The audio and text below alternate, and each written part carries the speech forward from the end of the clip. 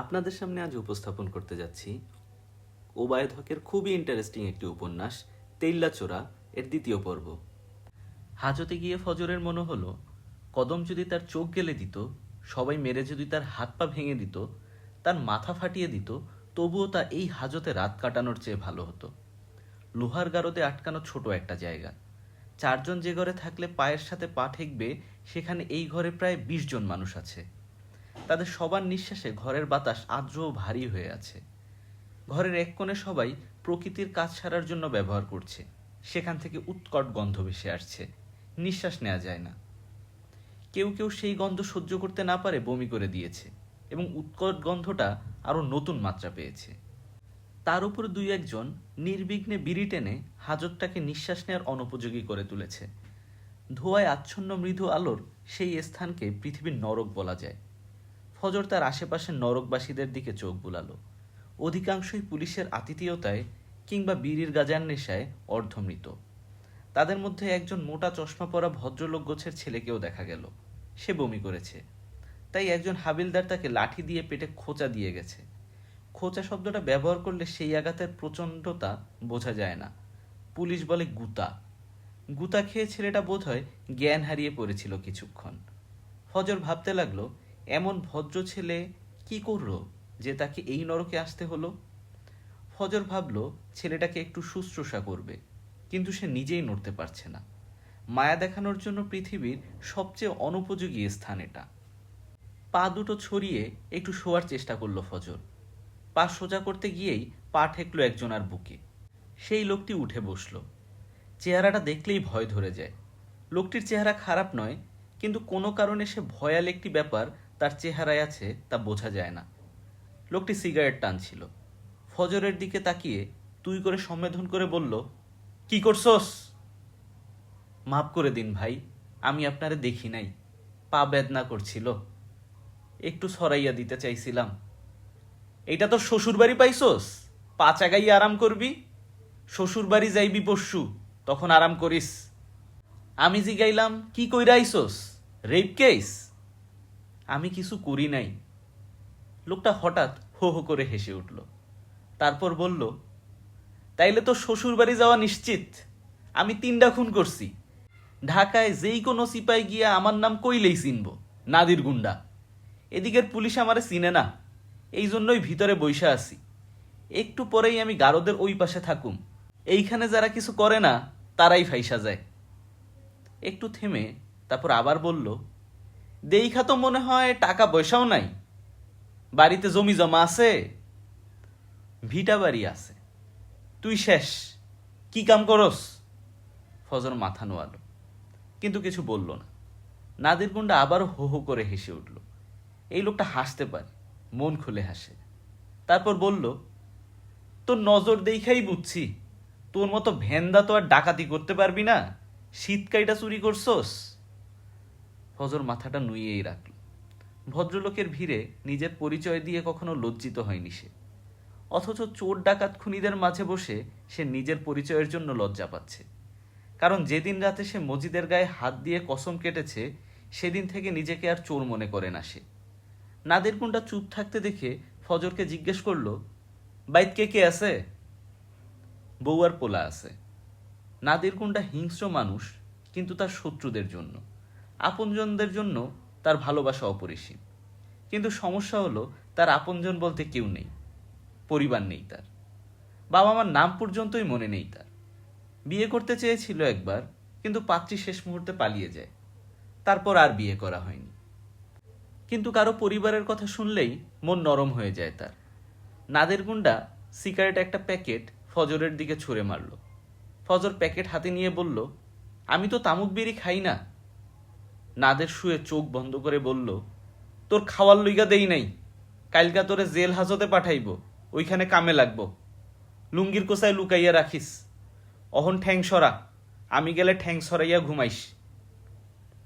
ফজর ভেবে পেল না এই লোকটা কিভাবে যাওয়ার কথা বলে। তেমন কোনো লক্ষণই দেখা যাচ্ছে না। আর সিগারেটের প্যাকেটই বা কি কাজে লাগবে? একটু পরে তালা খোলা একজন হাবিলদার বলল, নাদিরকে আসেন। নাদির বের হয়ে যাওয়ার সময় ফজরের দিকে একটি মুচকি হাসি দিয়ে চলে গেল। লোকটাকে প্রথমে যে হিংস্র দেখাচ্ছিল এখন তেমন লাগছে না। রাত গভীর হওয়ার আগেই অনেক নরকবাসী মুক্তি পেল। ডাকাত খুনি সব চলে গেল। পড়ে রইল নিরীহ ফজর আলী, চশমা পরা ছেলেটি আর গাজার নেশায় অচেতন কিছু মানুষ। চশমা পরা ছেলেটি জ্ঞান ফিরেছে। সে চোখ মুখ শক্ত করে এক কোনায় বসে আছে। ফজর তার দিকে গিয়ে বলল, এখন কেমন লাগতাছে? ছেলেটি খুব বিরক্তি নিয়ে তাকালো তার দিকে, কিন্তু কিছু বলল না। তার চশমার ডান দিকের কাজটি হাবিলদারের রুলারের আঘাতে ফেটে গিয়েছে। ফজর আলী একটু বিব্রত হলো, কিন্তু হাল ছাড়ল না। প্যাকেট থেকে সিগারেট বের করে একটু সামনে এগিয়ে দিয়ে বলল, বিড়ি খাইবেন? ছেলেটির কপালে বেশ কয়েকটি ভাঁজ পড়ল। বিরক্তির মাত্রা বুঝালো মাত্র। ফজর আলী আরও কিছু বলার আগেই একটা লোক এলো গারদের সামনে। লোকটা পুলিশ নয়, মধ্যবয়স্ক একজন লোক। গায়ের পোশাকে বেশ সম্ভ্রান্ত মনে হয়। লোকটিকে দেখেই ছেলেটি ধরফর করে উঠল, সামনে এগিয়ে বলল, চাচা আমাকে বের করেন, দোহাই চাচা, এইখানে থাকলে বাঁচব না চাচা, আপনি যা বলেন আমি মাথা পাইতা নিব। লোকটি হুঙ্কার দিয়ে উঠল, শুয়োরের বাচ্চা, শরম করে না আমাকে চাচা বলে ডাকতে? তুই লজিং মাস্টার হইয়া কোন সাহসে আমার মাইয়ার লইগা ভাগছস? আমার মাইয়াটার বয়স কম, বুঝে না? তুই হারামজাদা কোন সাহসে গেছস? তোরে আমি জেলের ভাত খাওয়ামু, কুত্তার বাচ্চা। লোকটি চলে গেল। ছেলেটি হাত পা এলিয়ে বসে পড়ল। তার সব আশার সলিল সমাধি ঘটল। সে ফজরের হাতের প্যাকেটটা থেকে একটা সিগারেট নিয়ে ঠোঁটে দিল, কিন্তু ধরানোর জন্য কোনো আগুন পেল না। সিগারেটটি ঠোঁট থেকে ছুঁড়ে ফেলে হাঁটুতে মুখ গুজে কাটতে লাগলো। ফজর হাত পা ছড়িয়ে শুয়ে পড়ল। ছাদের দেয়ালে পালেস্তারা ঝুলে আছে, যে কোনো সময় পড়বে। ছেলেটি এখনো কাঁদছে। মেয়েটির জন্য নিশ্চয়ই কাঁদছে না। জেল হাজতে নিজের চিন্তা ছাড়া অন্য কারো চিন্তা মাথায় আসে না। কিন্তু ফজরের আমেনা আর মজিদের কথা মনে হলো। কি করছে তারা? মজিদ কি তার মাকে জিজ্ঞেস করছে না বাজানের কথা? আমেনা কি বলবে ছেলেকে? ঘরে চাল ছিল না। তারা কি খেয়েছে? কি খাবে? অজান্তেই ফজরের চোখ বেয়ে জল নেমে এলো। এই হাজতের নরক পুষ্পতুল্য, আসল নরক তো তার বুকে। দারোগা সাহেব খুবই কৃতজ্ঞ মানুষ। জুয়ারদার সাহেবকে রুই মাছের মাথা আর খাসির গোস্তের প্রতিদান ঠিকই দিল।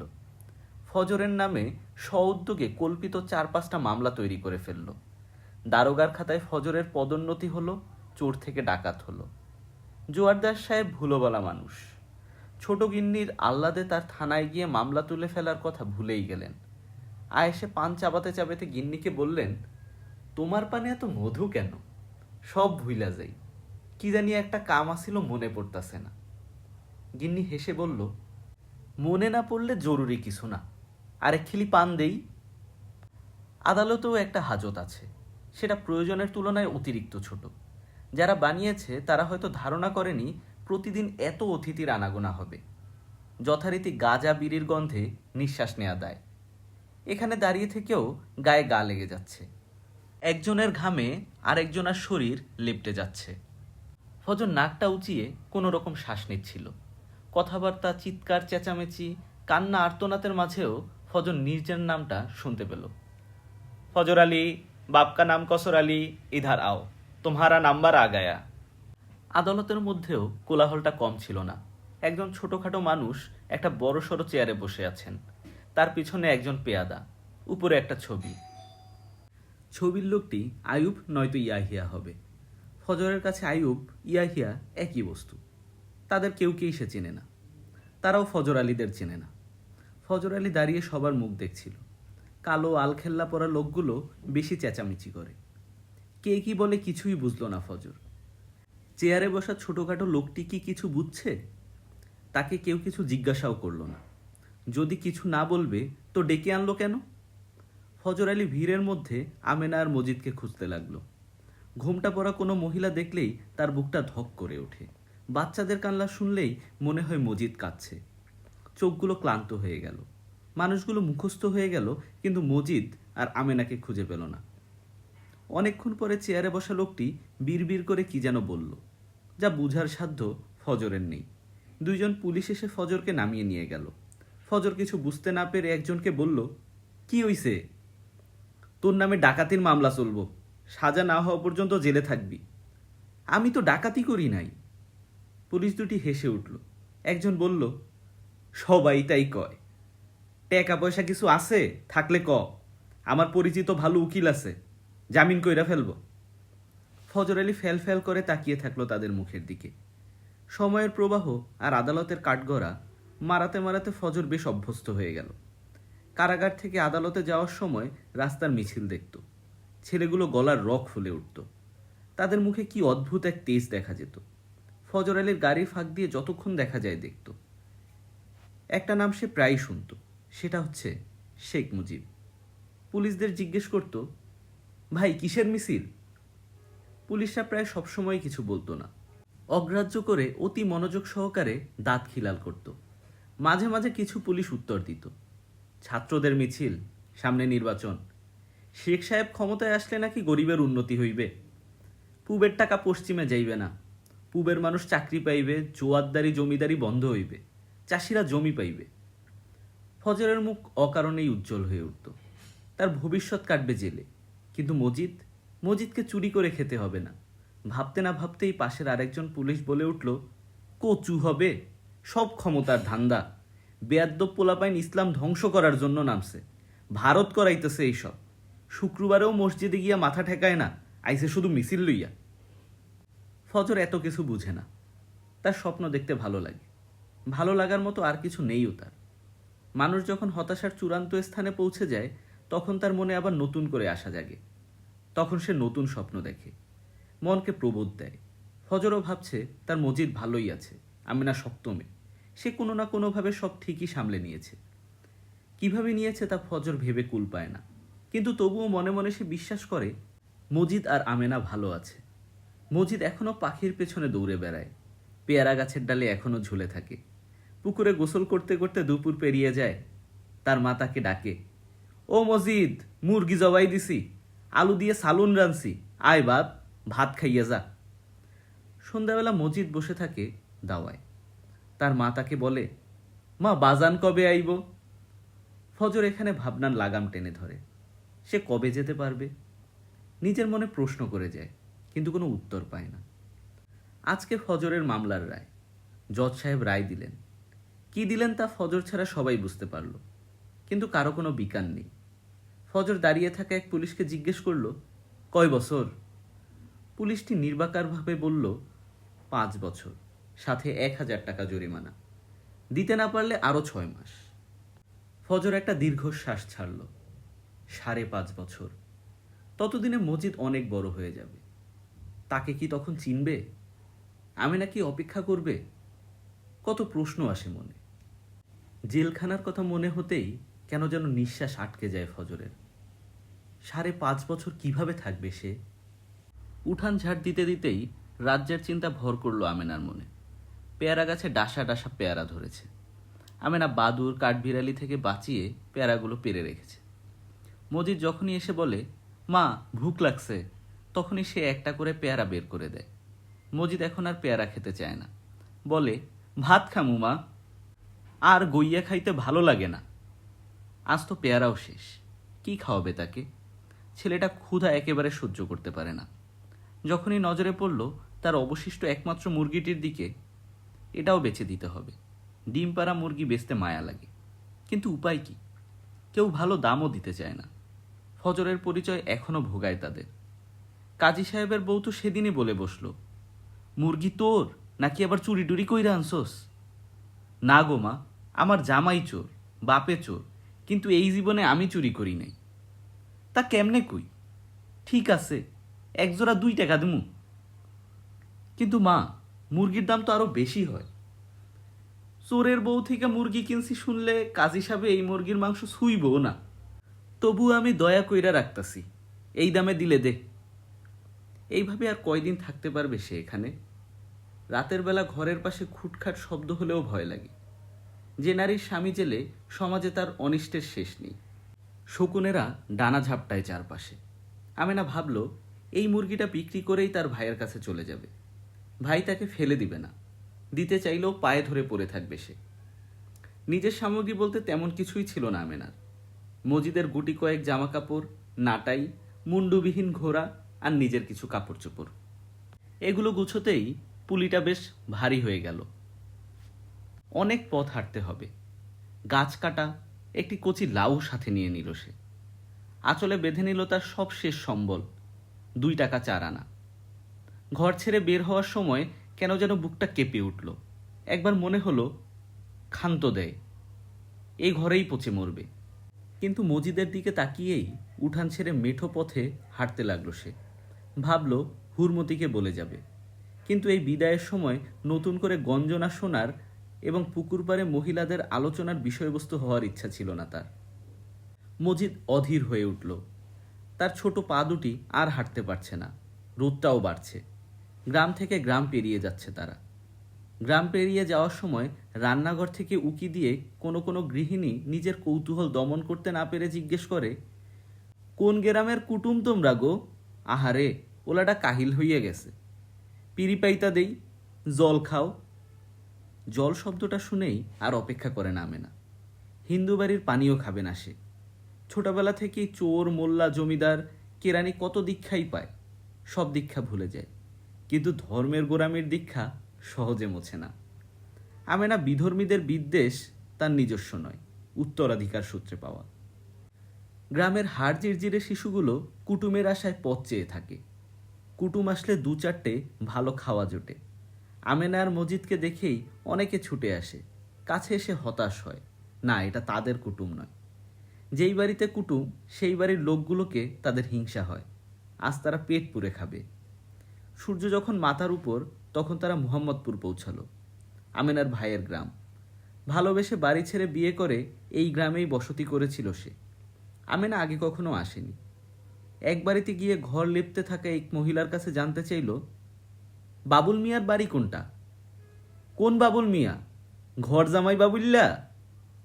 আমেনার সম্মতিতে মাথা নাড়াল। মহিলার মুখভঙ্গি পরিবর্তন হয়ে গেল।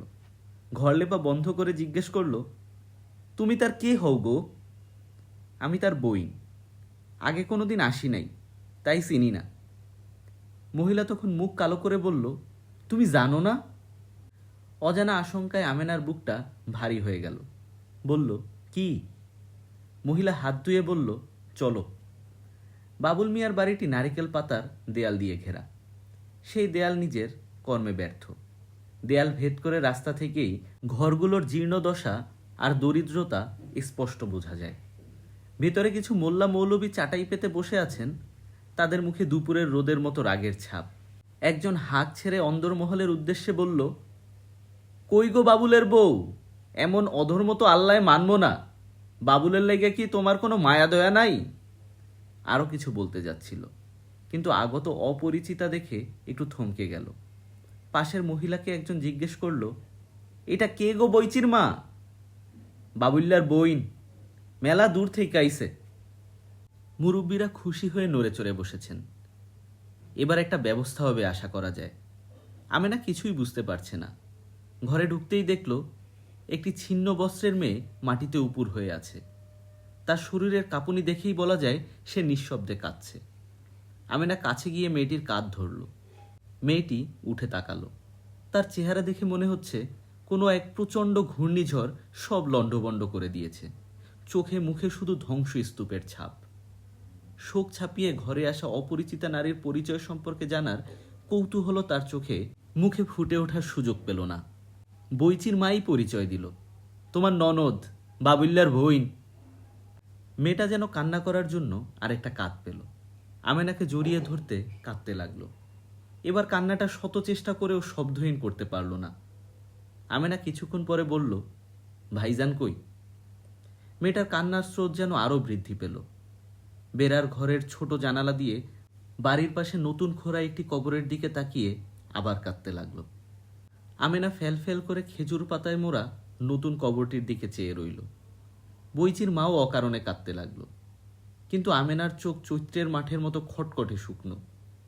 সৃষ্টিকর্তা তাকে দুঃখ সহ্য করার শক্তি দিয়েছেন, কিন্তু কান্না করার ক্ষমতা কেড়ে নিয়েছেন। দুরন্ত যুবক ছিল বাবুল। আশেপাশের গ্রামে যাত্রাপালার দল এলে তাকে আর কোথাও পাওয়া যেত না।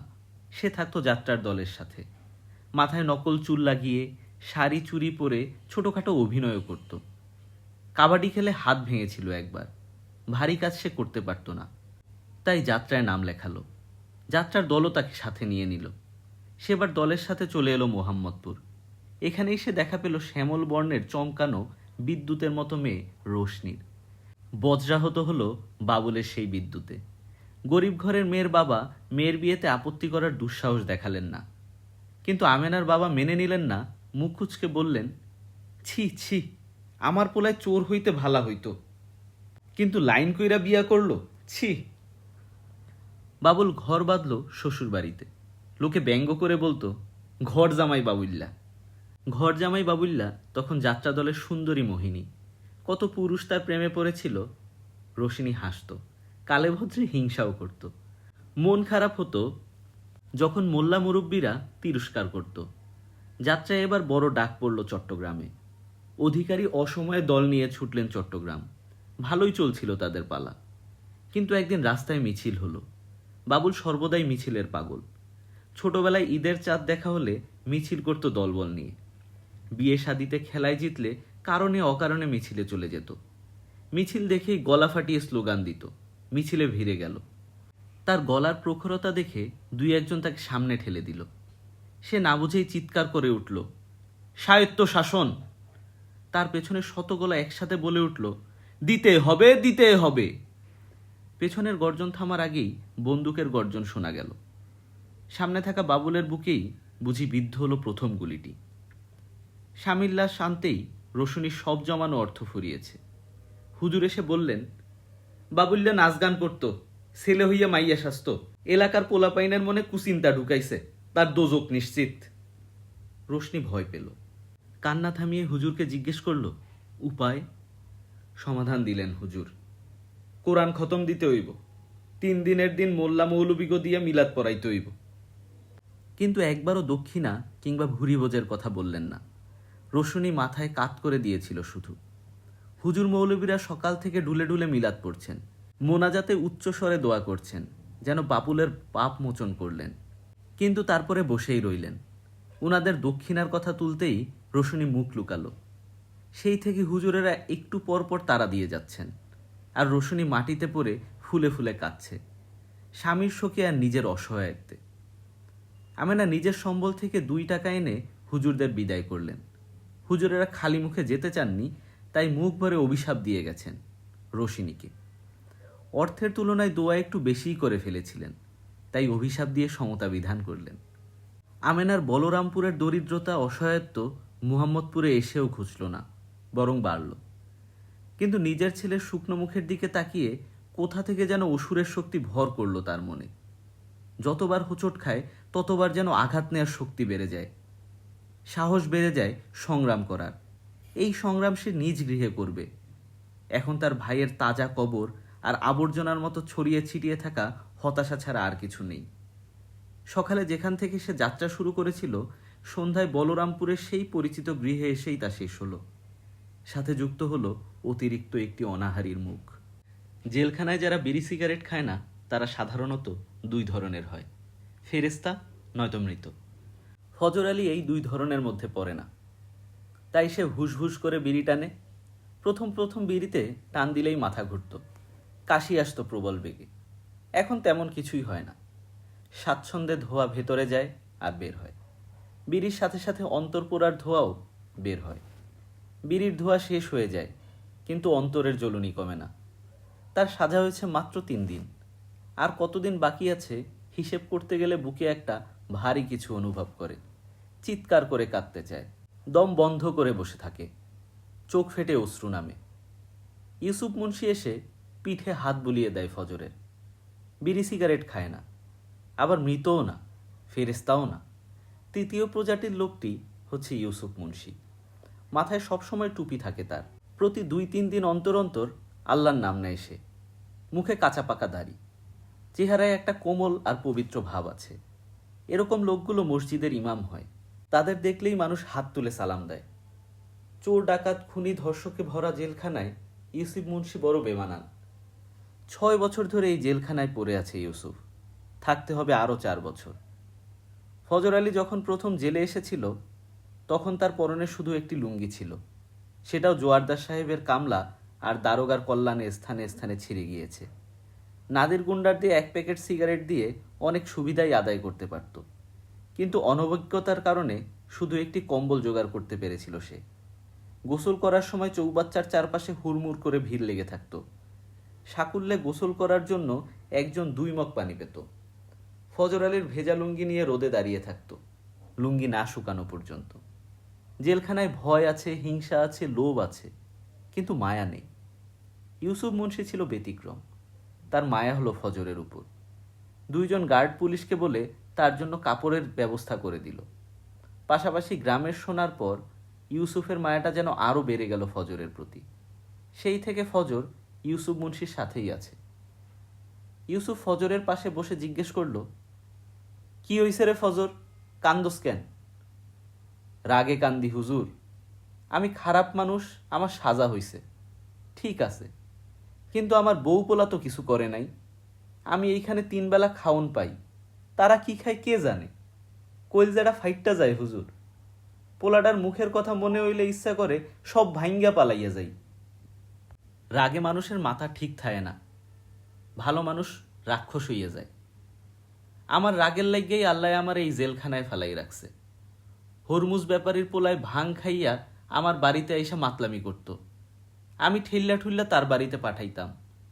একদিন দেখি তোর ভাবিরে জ্বালাইতেছে নেশা কইরা, মাথাত রক্ত উঠটা গেল।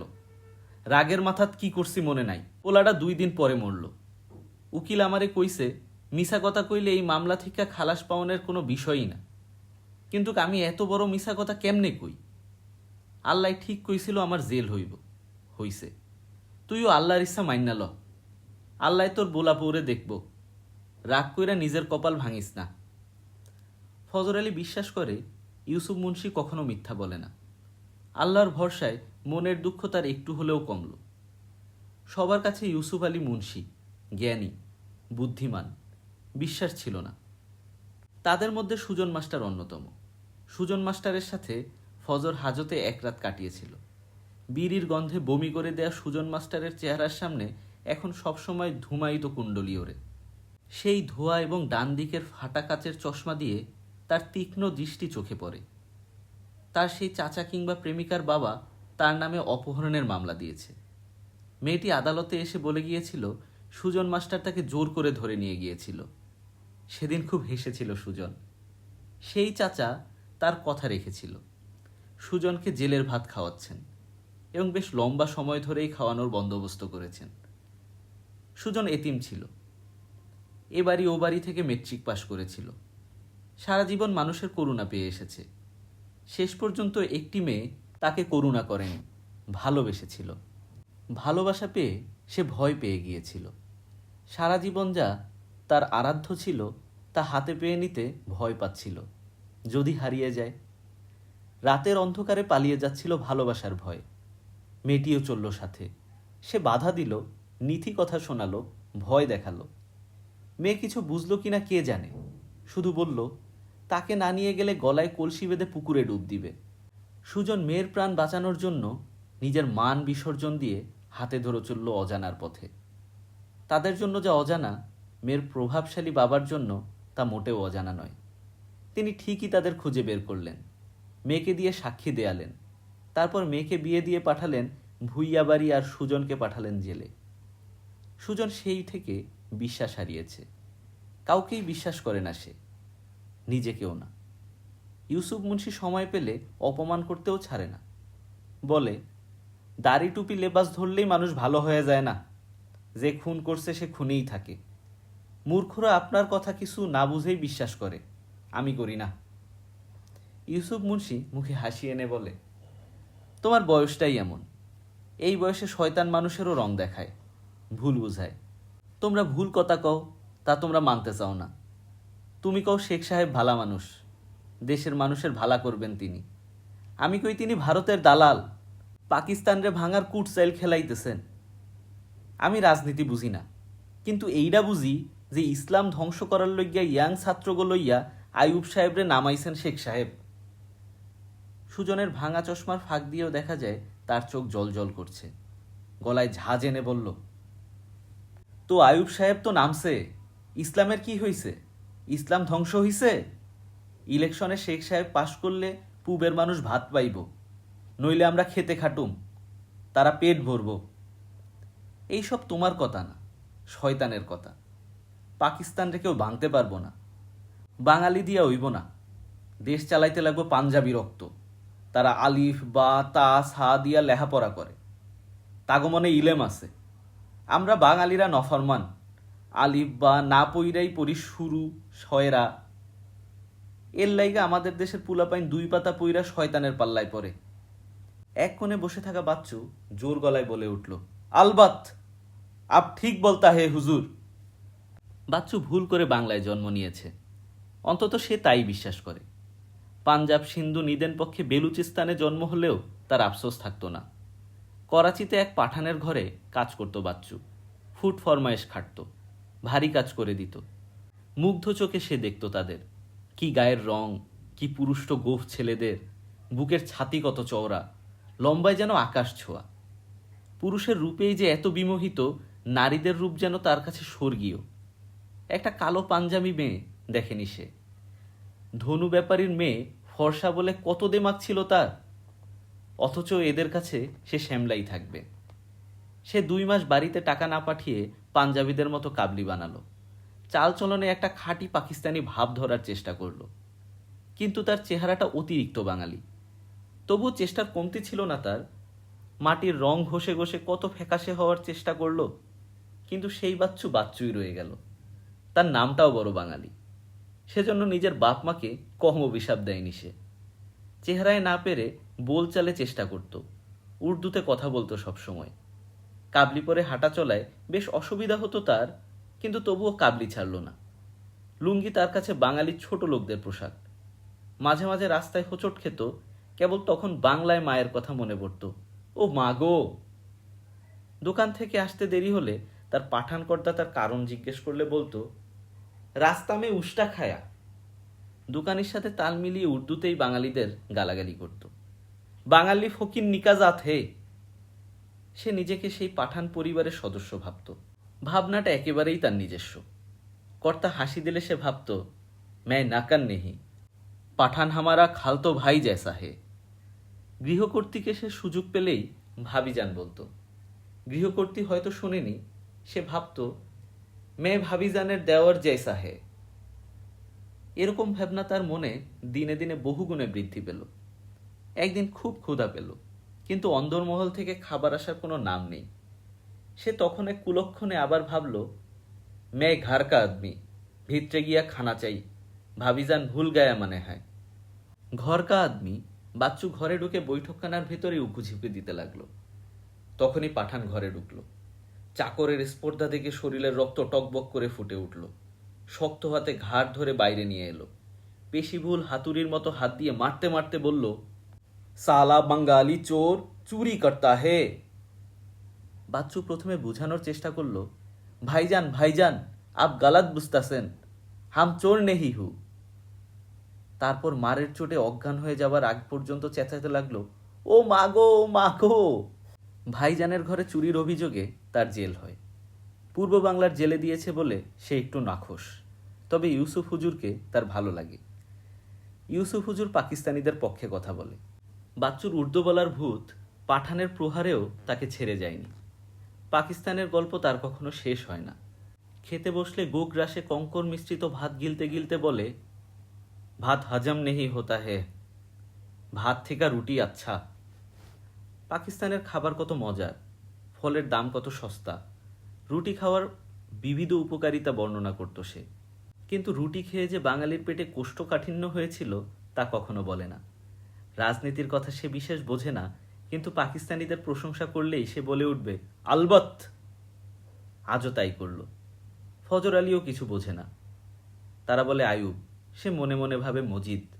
তারা বলে শেখ মুজিব, সে মনে মনে ভাবে আমিনার কথা। তার কপালে দুশ্চিন্তার 2টি স্থায়ী ভাঁজ পড়ে গিয়েছিল, তার বউ আর ছেলের জন্য। সন্ধ্যার ঘন্টা পড়া মাত্রই তারা লাইনে ধরে বসে যায়। 3 বার করে গোনা হয়, তারপর ছোট্ট একটা ঘরে ঢুকে যায় তারা। ফজর ভাবে সন্ধ্যা হলেই আমেনা কিভাবে হুস হুস করে হাঁস মুরগির খোয়ারে ঢুকাতো। মজিদ দুপুরের গোসলের সব কৃতিত্ব গাছে উঠে মাটিতে গড়াগড়ি করে সন্ধ্যা নাগাদ বিসর্জন করে দিত। আমেনা হাঁস মুরগির রাত্রি নিবাসের ব্যবস্থা করে মজিদকে পুকুর পাড়ে নিয়ে আবার মানুষ করে নিয়ে আসতো। কুপিতে কেরোসিন ভরে সলতেটা টান দিয়ে উপরে তুলে আগুন জ্বালাতো। ঘরময় আলো ছড়িয়ে পড়ত। সেই মায়াবী সন্ধ্যায় আমেনার কঠিন মুখেও কি অদ্ভুত কোমলতা ফুটে উঠত। ফজর দীর্ঘশ্বাস ফেলে ভাবতে থাকে। যতবার ভাবে নতুন কিছু স্মৃতি যোগ হয় সেই সন্ধ্যায়, আর সে ততই ব্যাকুল হতে থাকে। ডিসেম্বরের মাঝামাঝি সময়। দেশে প্রচণ্ড শীতের মাঝে নির্বাচনের উত্তাপ যেন আশীর্বাদ হয়ে এসেছে। হতাশ দরিদ্র মানুষগুলোর অন্ধকার বুকে একটু আশার রেখা দেখা দিয়েছে। এবার কিছু একটা হবে। কারাগারেও কিছুটা উত্তাপ লেগেছে। প্রায় বাক বিতণ্ডা হচ্ছে। এক পাশে সোর উঠে শেখ সাহেব, আরেক পাশে কিছু ম্রিয়মাণ কণ্ঠ গোলযোগ করে বলে ভুট্টো সাপ। ফজর আলী সেই সোর কিংবা গোল কিছুতেই নেই। সকাল 5টা বাজেই তালা খুলে দেয়া হয় সেলের। সবাই হুড়মুড় করে ছুটে বেরিয়ে যায়। গরমকালে চৌবাচ্চার দিকে ছুটে যায়। সারা রাত ভ্যাপসা গরমে সিদ্ধ হয়। সকালে একটু ঠান্ডা পানির স্পষ্ট লাগাতে চায় সবাই। এখন শীতকাল, চৌবাচ্চায় তেমন ভিড় নেই। তবুও সবাই আগের মতোই সেল থেকে বের হওয়ার জন্য ব্যাকুল থাকে। একবার গণনা করার পর সবাইকে প্রাকৃতিক কাজ করার সুযোগ দেয়া হয়। সারিবদ্ধ শৌচাগারের সামনে লাইন ধরে সবাই। দুর্গন্ধময় সেই শৌচাগারে ঢোকার জন্য আকুতি বিকুতি করে, আবার ঢুকলে বের হওয়ার জন্য উন্মুখ হয়ে থাকে। বাচ্চু মিয়া ঢুকেছে, কিন্তু বের হওয়ার নাম নেই। পাকিস্তানি রুটির প্রভাব এখনো শেষ হয়নি তার। বাহির থেকে ততক্ষণে বাচ্চুর 14 গোষ্ঠী উদ্ধার হচ্ছে। সবগুলো গালাগালি যদি সত্যি হতো, দুনিয়াব্যাপী বাচ্চুর আত্মীয় স্বজন থাকতো। আত্মীয়ের পরিমাণ আর না বাড়িয়ে বাচ্চু বিরস মুখে বেরিয়ে এলো। সবাই যখন একজোট হয়ে রোদ পোহাচ্ছে অথবা শৌচাগারের সামনে গালির অনুসরণ করছে, তখন একটি লোক চারপাশে চাপা গাছটার নিচে বসে বিড়বিড় করে কি যেন বলছে। ফজরের ধারণা সূরা পড়ছে হয়তো। তার চেহারায় একটা সম্ভ্রান্ত ভাব আছে। মাথার চুলগুলোতে পাক ধরেছে। এক সময় ঘন কালো কোকড়া চুল ছিল বলা যায়। চামড়া তামাটে রঙের নয়, বাদামি, তবে একসময় বেশ ফর্সা ছিল। লম্বা শরীরটাতে বাল্যকালের অপুষ্টির চিহ্ন নেই, এখনো সুগঠিত বলা যায়। ফজর আলী ইউসুফ মুন্সিকে জিজ্ঞেস করল, কে গো ভাই, এই বালা মাইনসের পোলা? নাম তো জানি না রে, তো সবাই কয় পাগলা প্রফেসর। বড় কোনো কলেজের মাস্টার আসিল, বাপের বহুত টাকা পয়সা আসিল, খুন কইরা জেলে আইছে। কারে খুন করছে জানি না, কারো লগে কথা কয় না, একলা একলা থায়, বইটই পড়ে, সুযোগ পাইলে চাপা গাছের নিচে বইয়া থায়। কেন জানি সবাই ভয় পায়, তুই কাছে যাইস না। ফজর আলী লোকটার দিকে তাকিয়ে থাকে। পাগলা প্রফেসর, এর চোখ দুটি যেন জ্বলে নিঃশেষ হয়ে যাওয়া দুটি নিরীহ কয়লা, একেবারে নির্বিষ, কিন্তু পেছনে রয়েছে অনেক জ্বালা। সকালের নাস্তা হিসেবে সেই আখের গুড় আর শুকনো খড়খড়ে রুটি চিবিয়ে চিবিয়ে মারি ধরে যায়। তারপরেও কেউ একটা কণা ফেলে দেয় না। দুপুর পর্যন্ত কাজ করতে হবে কচু খেতে। এই সময়টার অপেক্ষা থাকে সবাই, আবার এই সময়টাকেই ভয় পায়। চার দেয়ালের বাইরে আসা যায়, মুক্ত মানুষের চলাচল দেখা যায়। বাইরের কারো সাথে কথা বলা নিষেধ। রাইফেল হাতে 4 জন পুলিশ সবসময় পাহারায় থাকে। মুক্ত বাতাসে শ্বাস নেওয়ার সৌভাগ্য হয়, কিন্তু কচু ক্ষেতের পচা কাদাতে পায়ের আঙুলের ফাঁকে ঘা হয়ে যায়। ঝুঁকে কাজ করতে করতে কোমরে খিল ধরে যায়। প্রচণ্ড রোদে পিঠ পুড়ে যায়। দর দর করে ঘাম নামে। গায়ের ডোরা কাটা পোশাকটি ভিজে চপচপ করে। দুপুর হতে না হতেই ক্ষুধায় পেট আর মাথার মধ্যে ভো ভো করে। ফজর আলী একজন ছোকরা পুলিশের দিকে তাকিয়ে কাকুতি করে, ও ভাইজান, কলজাটা হুকাইয়া গেছে, একটু পানি খাইতে দেন। জি স্যার, আর কিছু লাগবো? কোরমা পোলাও, তালপাতা দিয়ে একটু বাতাস কইরা দেই। একটু পানি দেন, হাসরের ময়দানে আল্লাহ আপনারে পানি দিব। পুলিশটি তার রাইফেলের বাট দিয়ে ফজরের পিঠে জোরে আঘাত করে। তারপর খেকিয়ে বলে, শালা চাকর পাইছোস? তোগো সেবা করার লইগা রাখছি, কাম কর। ফজর বাড়ি খেয়ে কাদা পানির মধ্যেই ছপ করে লুটিয়ে পড়ল। পিঠে তীক্ষ্ণ একটা যন্ত্রণা ছড়িয়ে পড়ল। একবার মুখ তুলে চেয়ে দেখল সব ঝাপসা হয়ে আসছে। অস্পষ্টভাবে রাস্তায় যেন মজিদকে দেখতে পেল সে। দূরে কেউ যেন ডেকে উঠল বাজান বলে। কাদা মাখামাখি হয়ে যাওয়া ফজরকে ধরে একপাশে টেনে নিয়ে আসলো ইউসুফ মুন্সি। বেশি জোরে মেরে ফেলেছিল ছোকরা পুলিশটি। এখন বেচারার একটু খারাপই লাগছে। কিন্তু মুখে সে খারাপ লাগা বিন্দুমাত্র প্রকাশ না করে পাশের জনকে তাচ্ছিল্য ভরে বলল, দেখেন তো ভাই মরছে কিনা, পানি টানি দেন তো। কাজে ফাঁকি দেওয়ার ছুতা পেয়ে সবাই ঘিরে ধরল ফজরকে। বাচ্চু এগিয়ে এসে বলল, লাগতা হে মার গায়া। দু একজন এগিয়ে এলো। মরে গেলে বেশ ভালোই হয়, একটা হট্টগোল হবে, একঘেয়ে জীবনে একটু ঝামেলা হলে সেটা উপভোগ্যই হবে, বিশেষ করে ঝামেলাটা যদি হয় পুলিশ পক্ষের। সুজন মাস্টার নাড়ি ধরে বলল, নারী তো টের পাই না, হায় হায় মরল নাকি। মৃত্যু প্রত্যাশীদের মুখ উজ্জ্বল হয়। ইউসুফ মুন্সি ডান হাতের আঙুলের ডগায় পানি নিয়ে ফজরের মুখে ছিটাতে থাকে, সাথে বিড়বিড় করে দোয়াও পড়ছিল। ছিটানো পানির কল্যাণে অথবা দোয়ার জোরে ফজর ধীরে ধীরে চোখ মেলে। মৃত্যু প্রত্যাশীরা হতাশ হয়, সবাই কাজে ফিরে যায়। কিন্তু ফজরকে আর কাজ করতে হয়নি। সে ক্ষেতের আইলে একটি বড় লেবু গাছের তলায় বসেছিল। অজ্ঞান হয়ে যাওয়ার আগে সে মজিদকে দেখেছিল, বাজান ডাক শুনেছিল। আরও একবার ছেলেকে দেখার জন্য, ছেলের ডাক শোনার জন্য স্থির দৃষ্টিতে তাকিয়ে আছে সে।